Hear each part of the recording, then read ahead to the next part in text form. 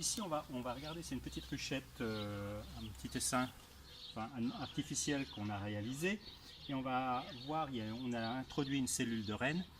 Et la reine a bien éclose, elle est bien là, mais elle ne pondait pas encore. Eh bien, on va procéder à son marquage. Voilà. Alors, première des choses, j'ouvre la ruche. Alors, elles sont bien toutes gentilles, toutes douces. Vous voyez, c'est des abeilles noires. Vraiment très très gentilles.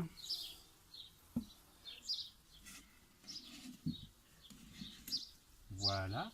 Alors, on va regarder sur le premier cadre s'il y a la reine. Alors, c'est ces trois cadres de hausse d'Adam que j'avais mis avec un petit paquet d'abeilles que j'avais mis 3 jours à la cave pour les déshabituer. Et voilà le premier cadre. Dans le premier cadre, on constate d'une part que la reine pond. Je vais faire un petit peu de place, que vous voyez peut-être qu'au fond des cellules, on voit les œufs qui sont là. Alors, on va chercher la reine.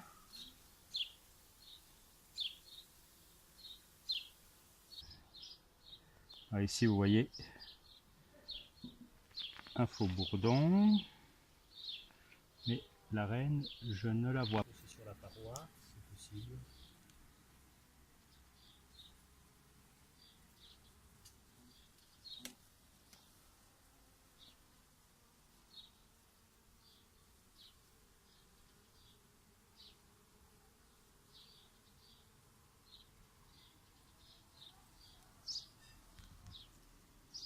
Voilà, elle est juste au coin du cadre en bas, ici au bout de mon doigt. Elle passe au bout du cadre. Elle repasse de l'autre côté. Voilà, alors on va regarder de l'autre côté. Où est-elle? Voilà, elle est ici au bout de mon doigt. Vous voyez, c'est une belle reine. Hop, elle va passer au-dessus. Vous voyez qu'elle est encore très très agile.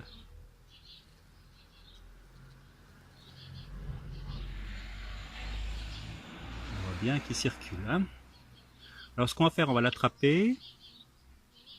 C'est une belle reine noire. Hein. On va l'attraper et puis on va procéder à son marquage. Alors, il y a deux solutions. Ceux qui sont très à l'aise les prennent dans les doigts. Moi, j'ai plutôt tendance à l'attraper dans ma petite boîte.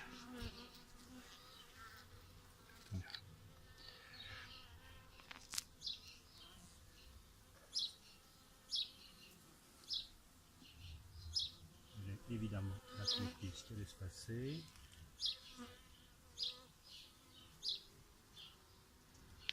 Voilà. Je l'ai dans ma petite boîte. Voilà. En fait, cette petite boîte, ça permet de mieux l'immobiliser pour la marquer, donc d'éviter de la blesser d'une part, et d'autre part, on la marque bien au bon endroit.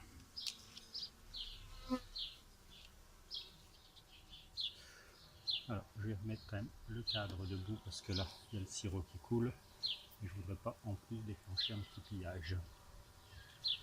Voilà. Alors mes ruchettes, en fait, c'est une ruchette que j'ai fabriquée un peu spéciale. C'est une demi-hausse d'Adam 12 cadres, donc en fait on pourrait mettre 12 cadres dedans. Enfin, on met 6 cadres et en fait ça permet, j'ai une ruche d'Adam divisible, de mettre deux essaims l'un à côté de l'autre avec les hausses l'une sur l'autre. Voilà. Alors, elle est encore bien vive. Alors, il faut bien arriver à bloquer le thorax à l'endroit où on veut. Il ne faut pas serrer très fort, il faut juste l'immobiliser gentiment. Voilà, non, elle n'est pas tout à fait où je veux. C'est des fois une opération un peu délicate. Il ne s'agit pas de lui en mettre. Voilà.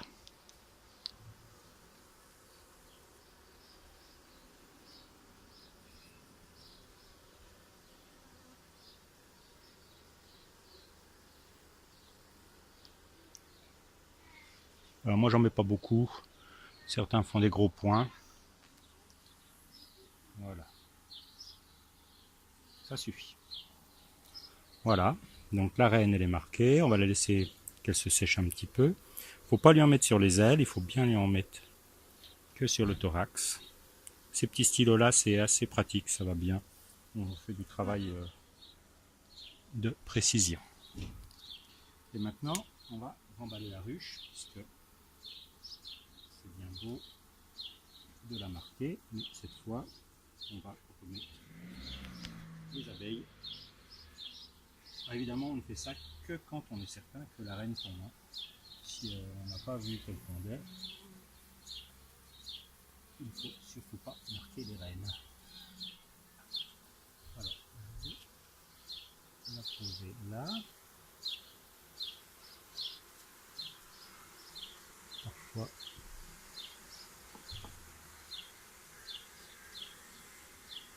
voilà, elle est partie entre ces deux cadres. Et voilà, elle a retrouvé sa maison.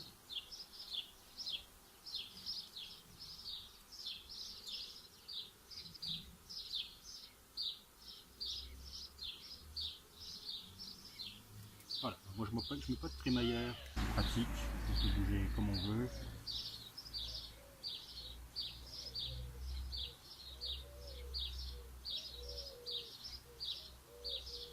Voilà, c'est des abeilles qui sont particulièrement douces, abeilles noires, mais